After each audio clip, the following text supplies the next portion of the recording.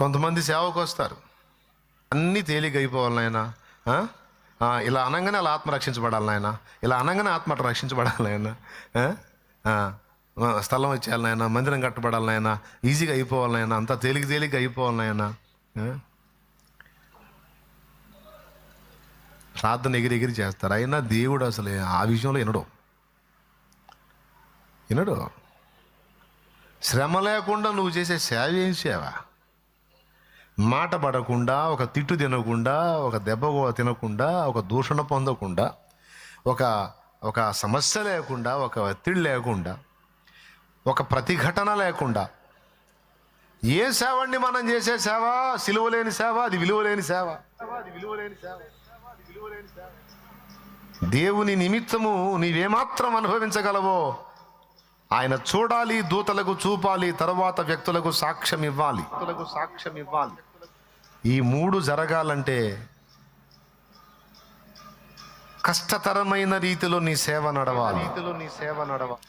ఆ సేవలో సిలువ ఉండాలి, నీ సువార్తలో సిలువ ఉండాలి, నీ పరిచర్యలో సిలువ ఉండాలి, నీ బ్రతుకులో సిలువ ఉండాలి, నీ సేవలో కూడా సిలువ ఉండాలి. తప్పదు. సిలువ లేని సువార్తకు విలువ లేదు, సిలువ లేని జీవితానికి విలువ లేదు, సిలువ లేని సేవకు విలువ లేదు సోదరా. ఓ సేవకురాలా. ఎందుకు సిలువ?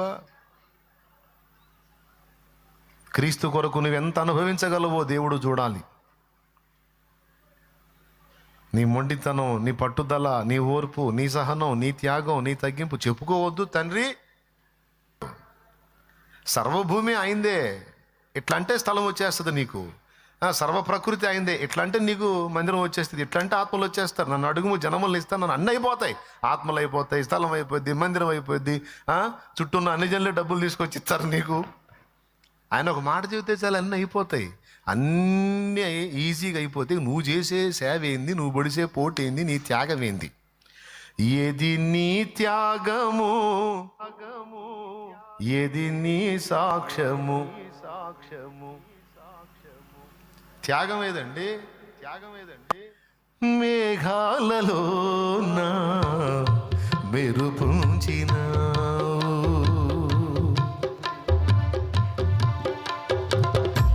మేఘాలలో నా మెరుపుంచిన త్యాగాలయందే మా అనురాగాలు త్యాగాలయందే మా చాలునయ్య నీ కృప నా జీవితానికి. సాగిపోదు యేసయ్యా సాగరాలే ఎదురైనా, సాగిపోదు యేసయ్యా సాగరాలే ఎదురైనా, చాలునయ్య నీ కృప నా జీవితానికి. Praise the Lord. దేవునికి మహిమ కలుగును గాక. ఏమ్మా, దేవుని నిమిత్తం నువ్వు ముందుకెళ్తే కొంతమంది నిన్ను తిట్టేటట్టు అనుమతిస్తాడు. తిడతారు వచ్చి, నువ్వు కూర్చొని ఏడుస్తావు. చూసావా ప్రభు ఎంత మాట అన్నారు, ఎంత మాట అంటావు. ఇంత మాత్రానికి ఏడుతారు, ఎరుమోహం దాన్ని. నీకు బహుమానం ఏమి ఇవ్వాలి నేను? కొంతమంది నిన్ను ముఖం మీద దూషించేటట్టు, కొంతమంది నీ సువార్తను అడ్డగించేటట్టు, కొంతమంది నీ ద్వారా జరిగే పనికి శత్రువులుగా మారి నీకు ఎదురు తగిలేటట్టు, నీ ఇంటి వారే నీకు శత్రువులు అయ్యేటట్టు, నీ సొంత వాళ్ళే నిన్ను ద్వేషించేటట్టు, వాళ్ళకి నిన్ను చూస్తే ఒక పురుగును చూసినట్టు ఉంటుంది, నిన్ను చూస్తే ఒక అసహ్యం, ఒక శత్రువే. నువ్వు కనపడితే శత్రువే. మళ్ళీ నువ్వు క్రీస్తులో లేనప్పుడు అందరూ నీకు గౌరవించారు, ప్రేమించారు, నీకు భయపడ్డారు. ఇప్పుడు క్రీస్తును బట్టి నిన్ను ఒక శత్రువుగా చూస్తారు. నీకు బాధ.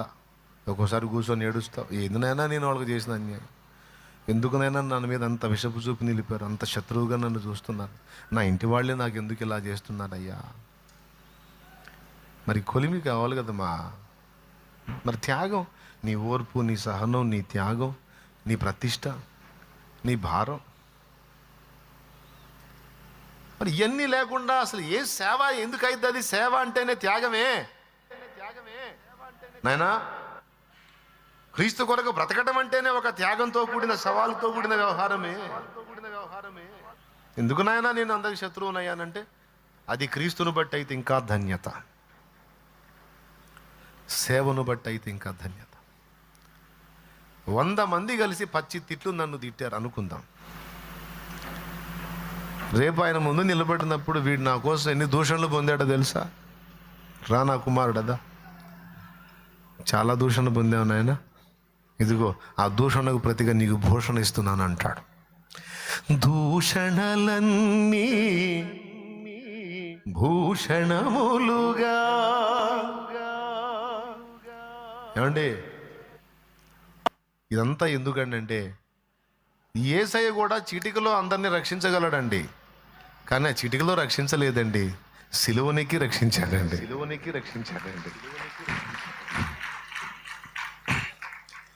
నేను క్రియలో మీ ఎడల నా ప్రేమను, ఓర్పును, త్యాగమును, సహనమును, క్షమను, దయను అన్నీ చూపించి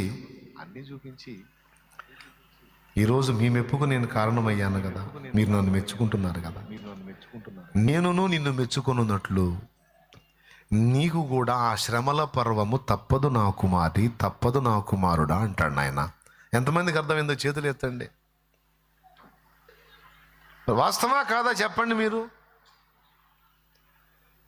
ఎందుకయ్యా వీళ్ళు నన్ను ద్వేషిస్తున్నారంటే, ద్వేషిస్తారు, దేవుడు అనుమతితోనే ద్వేషిస్తారు.